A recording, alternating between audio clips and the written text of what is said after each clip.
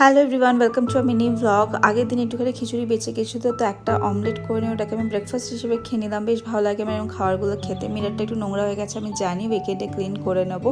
স্নান করে ফ্রেশ হয়ে গেছে। আজকে দেখায় তোমাদের লাঞ্চে কে আছে। এটা বেসিক্যালি আমরা ডিনারে খেয়ে থাকি। সমস্ত রকম ভেজিটেবলসকে বয়েল করে হালকা বাটারের মধ্যে সতে করে নিয়ে তার মধ্যে হয় চিকেন, না হয় পনির, ডিম, যা হোক কিছু তোমার ইচ্ছে মতো মিক্স করে তুমি খেতে পারো। আজকে যেহেতু সুদীপ অফিসে গেছিলো, আমার একার খাওয়া ছিল, তো লাঞ্চেও আমি আজকে এটাই খেয়ে নিচ্ছি। খেতে খেতে একটুখানি কাজ করে নিলাম।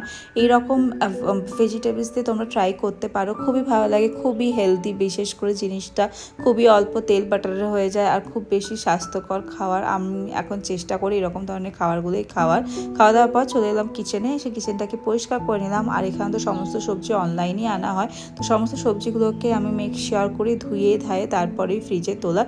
এখন সেই সমস্ত কিছু করছি। এরপর কী করলাম না করলাম নেক্সট ব্লগে দেখে নিও। অ্যান্ড প্লিজ চ্যানেলকে সাবস্ক্রাইব করে দিও ভাই।